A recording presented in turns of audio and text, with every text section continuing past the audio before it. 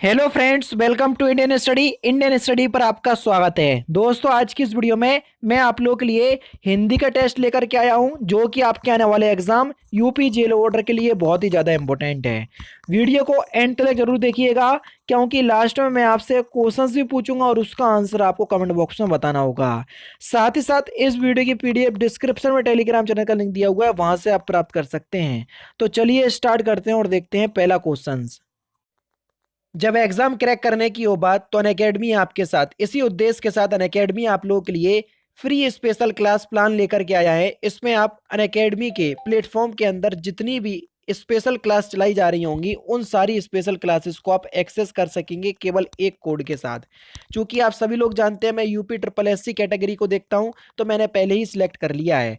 आपको कुछ नहीं करना है, आपको इस 3 डॉट पर क्लिक करना है जो कि आपके सामने है। यहाँ पर आकर के आपको फ्री स्पेशल लाइव या फ्री लाइव क्लासेस पे क्लिक करना है, जैसा कि मैं करता जा रहा हूँ। फिर यहाँ पर आप लोगों के लिए सारी फ्री स्पेशल क्लासेस यहाँ पर रखी गई हैं। आपको जैसे हिंदी सीखना है, तो यहाँ पर मैंने हिंदी की क्लासेस पे टिक किया। यहाँ पर आपको कोड डालना है, कोड डिस्क्रिप्शन में लिखा हुआ है। अपने चैनल का नाम है इंडियन स्टडी। बस जैसे ही आप इस कोड को फिल करेंगे, तो ये जो है अनलॉक हो जाएगा। देख लीजिए, आपके सामने ये अनलॉक हो चुका है। अब अनअकैडमी के UP triple S C category के अंतर्गत जितनी भी फ्री स्पेशल क्लास चलाई जा रही होंगी, उन सभी को आप एक्सेस कर पाएंगे।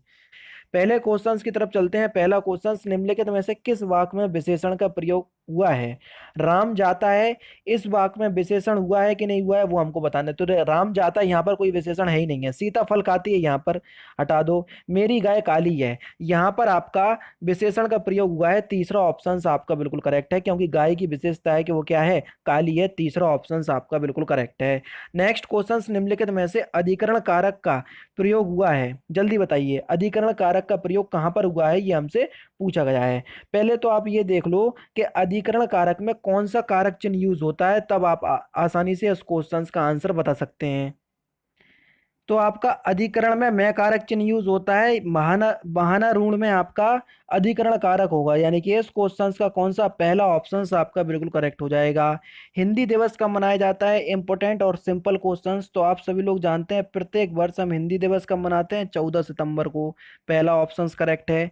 अश्व का पर्यायवाची कौन सा नहीं है? देखो, घोड़ा तो होता है, घोटक भी होता ठीक है भी होता है। अश्व का कौन सा पर्यायवाची नहीं है? कटक, ये अश्व का पर्यायवाची नहीं है।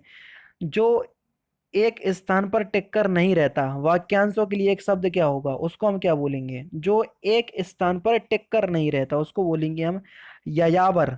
तीसरा ऑप्शन बिल्कुल करेक्ट हो जाएगा। विषमता का विलोम शब्द हमको बताना है। विषमता का विलोम शब्द क्या होगा? बड़ा सिंपल क्वेश्चन है, तो विषमता का विलोम शब्द हो जाएगा समानता। तीसरा ऑप्शन बिल्कुल करेक्ट है।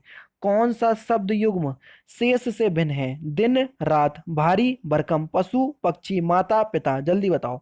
120 का तो सही आंसर हो जाएगा भारी भरकम। ये जो है वो बिल्कुल अलग है। देखो, दिन रात, पशु पक्षी और माता पिता। भारी भरकम जो है ये अन्य से भिन्न है। दूसरा ऑप्शन करेक्ट है। अल्पता शब्द कैसा है? अल्पता, अल्पता जो है वो एक तत्सम शब्द है। कैसा है दोस्तों? तत्सम शब्द। दूसरा ऑप्शन बिल्कुल करेक्ट है। को चिन्ह के लिए किस कारक का प्रयोग किया जाता है? कर्ता ने कर्म को, आ गया, कर्ता ने कर्म को, तो कर्म कारक में को कारक चिन्ह का यूज होता है, यानी कि पहला ऑप्शन बिल्कुल करेक्ट है। शुद्ध वर्तनी वाला आपको शब्द बताना है। 123 का आशीर्वाद बताया मैंने आपको, कम से कम 2 से 3 बार बता चुका हूं। ये क्वेश्चन आपका दोबारा हो रहा है। आशीर्वाद इस प्रकार से लिखा जाता है। तीसरा ऑप्शन जो हो जाएगा बिल्कुल करेक्ट हो जाएगा। पुनर्जन्म शब्द का सही संधि विच्छेद बताइए। पुनर्जन्म शब्द का सही संधि विच्छेद, तो सही आंसर क्या हो जाएगा? पुनः प्लस जन्म, यानी कि यहाँ पर विसर्ग संधि होगी। पहला ही ऑप्शन करेक्ट। शोक किस रस का स्थायी भाव है? कल मैंने आपसे पूछा था कमेंट्स में, लेकिन किसी ने बताया नहीं। कोई दिक्कत नहीं है, आप लोग कर लो मक्कारी। जब एग्जाम आएगा तो वहां पर बैठ करके सोचोगे, काश मैं पढ़ लेता उस टाइम, तो आज इस क्वेश्चंस का मैं आंसर दे देता। तो शोक किस रस का स्थायी भाव होता है? तो ये करुण रस का स्थायी भाव होता है। शांत रस का होता है निर्वेद। हास्य रस का होता है हास्य। वीर रस का होता है आपका उत्साह। तो ये सारे स्थायी भाव आपको पता होना चाहिए। दोहों में कितनी मात्राएं होती हैं? देखो, दोहा मैंने आपको बताया, दोहा जो है वो सोरठा का उल्टा होता है। दोहा के पहले और तीसरे में 13-13 होती हैं, और दूसरे और चौथे में होती हैं आपकी 11-11। तो कितनी मात्राएं होंगी दोहे में? जोड़ लो, जोड़ करके आराम से बता सकते हैं। 13 और 11 जोड़ लो, सही आंसर क्या हो जाएगा? 126 का, 126 का सही आंसर हो जाएगा 24। 13 और 11 को जोड़ोगे 24 निकलेंगी। समझ रहे? नेक्स्ट क्वेश्चन के नवल सुंदर श्याम शरीर की सजल नीरज सी कल कांति थी में कौन सा अलंकार है? तो यहाँ पर अलंकार कौन सा होगा? उपमा अलंकार। पहला ऑप्शन बिल्कुल करेक्ट है। दाता शब्द का स्त्रीलिंग क्या होगा? जल्दी बताओ। दाता शब्द का स्त्रीलिंग, तो दाता शब्द का स्त्रीलिंग होगा दात्री। तीसरा ऑप्शन करेक्ट। निम्नलिखित में से पुल्लिंग शब्द का चयन करना है। कौन सा शब्द पुल्लिंग है? 129। तेजस्वी जो है वो एक पुल्लिंग शब्द है। पहला ऑप्शन करेक्ट। कौन सा? तेजस्वी। तेजस्वी शब्द जो है वो कैसा शब्द है? पुल्लिंग शब्द है। पहला ऑप्शन करेक्ट। नेक्स्ट क्वेश्चन, वह काम बहुत ढंग से करते हैं, वाक्य का काल पहचानिए। वह काम बहुत ढंग से करते हैं, इस वाक्य में कौन सा काल है? तो इस वाक्य में समान वर्तमान काल है, यानी कि पहला ऑप्शन करेक्ट है। नेक्स्ट क्वेश्चन से आपका कि सुधी, सुधी शब्द के अंत में क्या जोड़कर एक बहुवचन बन जाएगा? जल्दी बताओ। सुधी जन, सुधी गण, सुधी वृंद या सुधी वर्ग, ऐसा कौन सा शब्द जोड़ दें ताकि जो सुधी है वो एक बहुवचन बन जाए? तो सही आंसर क्या हो जाएगा? बिल्कुल ठीक, सुधी जन। पहला ऑप्शन आपका बिल्कुल करेक्ट होगा। मैं अपना सिर खुजाता हूं, इस वाक्य में कैसी क्रिया है ये हमसे पूछा गया है। मैं अपना क्या खुजाता हूं? मैं अपना सिर खुजाता हूं। आंसर आ गया तो सकर्मक क्रिया, आंसर नहीं आता तो अकर्मक क्रिया। दूसरा ऑप्शन फिलहाल करेक्ट है। गौरव गाथा, इन दोनों शब्दों के बीच में लगा चिन्ह कौन सा चिन्ह है? ये जो आपका चिन्ह लगा है ये कौन सा चिन्ह है? 133। जल्दी बताओ। योजक चिन्ह है। ये क्या है? योजक चिन्ह, यानी कि तीसरा ऑप्शन करेक्ट है। नेक्स्ट क्वेश्चन आपके सामने है। कहू रावण, रावण जगत केते पद में रावण शब्द का प्रयोग क्रमशः हुआ है, बताइए किस रूप में? ये हमसे पूछा गया है। तो सही आंसर हो जाएगा व्यक्तिवाचक संज्ञा और जातिवाचक संज्ञा के रूप में, यानी कि तीसरा ऑप्शन आपका बिल्कुल करेक्ट है। कोप का पर्यायवाची शब्द क्या होगा? 135। कोप का हमको हमसे पर्यायवाची पूछा है तो कोप का पर्यायवाची होगा अमरस। तीसरा ऑप्शन बिल्कुल करेक्ट है। पॉकेट मार शब्द में कौन सा समास है? पॉकेट मार शब्द में कौन सा समास है? जल्दी बताओ। तो यहाँ पर तत्पुरुष समास होगा। दूसरा ऑप्शन बिल्कुल करेक्ट। जहां कारक चिन्हों का बोध होता है वहां तत्पुरुष समास हो जाता है। ठीक है, पॉकेट को मारना, पॉकेट मार उसे बोलेंगे। समझ रहे? या पॉकेट से किसी चीज को चुराना तो उससे बोलेंगे पॉकेट मार। समझ रहे? तो तत्पुरुष समास होगा। आंखें दिखाना मुहावरा किस अर्थ में प्रयोग होता है? आंखें दिखाना, जल्दी बताओ। तो आंखें दिखाना जो मुहावरा है ये क्रोध से देखने के अर्थ में प्रयोग होता है। चौथा ऑप्शन करेक्ट। एक अनार 100 बीमार, ये एक क्या है? मुहावरा है, वाक्य है, वाक्यांश है या लोकोक्ति है? बड़ा इंपॉर्टेंट क्वेश्चन है। एक अनार 100 बीमार, ये एक लोकोक्ति है। ठीक है, फ्रेसेस है, यानी कि चौथा ऑप्शन करेक्ट। अनुकरणियों में लगा कौन सा प्रत्यय है? अनुकरणीय में कौन सा प्रत्यय लगा है? 139।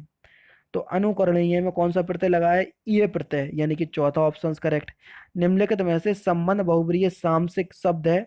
संबंध बहुब्रीय, संबंध बहुब्रीय सामसिक शब्द है, जल्दी बताइए। यानी कि बहुब्रीय तो है लेकिन संबंध बहुब्रीय सामसिक शब्द कौन सा है? तो सही आंसर हो जाएगा दशानन।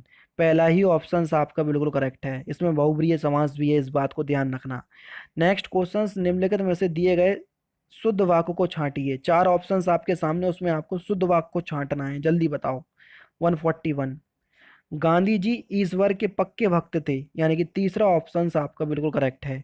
142 से 146 आपको क्या करना है? ये गद्यांश आपके सामने मैं दे रहा हूं, इस गद्यांश को पढ़ना है और इस गद्यांश के अनुसार आपको 5 क्वेश्चंस के आंसर देना है। यही आपका होमवर्क है।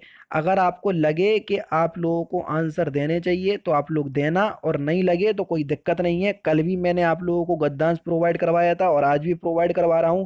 आपके एग्जाम में पूछा जाएगा गद्यांश। आप तभी क्वेश्चंस को सही कर सकते हैं गद्यांश में आए हुए जब आप प्रैक्टिस करेंगे, और प्रैक्टिस इसी प्रकार से की जाती है जिस प्रकार से मैं आप लोगों को करवा रहा हूँ। एक पैराग्राफ ये है और दूसरा पैराग्राफ आपके सामने ये है। ठीक है, इन दोनों पैराग्राफ को पढ़ लो और इन पैराग्राफ के अनुसार आप लोगों को 5 क्वेश्चंस के आंसर देना है। अगर आपको लगे कि आप मेहनत करना चाहते हैं तो क्वेश्चंस का आंसर दीजिए, वरना मैं तो अपना काम कर रहा हूं, आपको अपना काम करना है नहीं करना वो आपके ऊपर निर्भर करता है। 142 का आंसर देना है इस गद्यांश के अनुसार।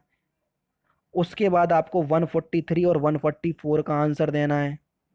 ये रहे आपके 2 क्वेश्चंस। थोड़ा रुकूंगा फिर आगे बढ़ जाऊंगा। फिर उसके बाद आपको 145 और 146 का आंसर देना है। 145 देख लो अच्छे से, फिर 146 बता दे रहा हूँ, ये आपका 146 है। ठीक है, बस इन 5 क्वेश्चंस के आंसर देना है। फिर आपका 147 वाला क्वेश्चन है कि महावीर प्रसाद द्विवेदी ने आदिकाल को क्या संज्ञा दी। तो महावीर प्रसाद द्विवेदी ने आदिकाल को बीजप्पन काल के रूप में जाना है, यानी कि चौथा ऑप्शन आपका बिल्कुल करेक्ट है। कौन सा? चौथा ऑप्शन। चिंतामणि किसका निबंध संग्रह है? बड़ा इंपॉर्टेंट क्वेश्चन है चिंतामणि। तो चिंतामणि किसका निबंध संग्रह है? ये रामचंद्र शुक्ल का है। तीसरा ऑप्शन आपका बिल्कुल करेक्ट है। प्रेम सागर किसकी रचना है? बड़ा इंपॉर्टेंट क्वेश्चन है। प्रेम सागर किसकी रचना है? तो प्रेम सागर जो है ना, ये लल्लू लाल जी की रचना है। किसकी? लल्लू लाल जी की। तीसरा ऑप्शन करेक्ट। और लास्ट क्वेश्चन और बेहद इंपॉर्टेंट क्वेश्चन, और इस क्वेश्चन का भी आंसर आप लोगों को कमेंट बॉक्स में बताना है। और ये क्वेश्चन यूपी पुलिस कांस्टेबल में भी पूछा जा चुका है कि हिंदी का पहला पत्र कौन सा था। इस क्वेश्चन का आंसर आप लोगों को कमेंट बॉक्स में बताना है। तो दोस्तों फिलहाल की वीडियो में तो सिर्फ इतना ही। अगर आपको वीडियो पसंद आए तो प्लीज़ दोस्तों वीडियो को लाइक कीजिए, शेयर कीजिए, और साथ ही साथ हमारे चैनल को सब्सक्राइब करना ना भूलें, क्योंकि मैं रोजाना इसी तरह की वीडियोस आप लोगों के लिए लाता रहता हूं। नमस्कार दोस्तों, जय हिंद, जय भारत।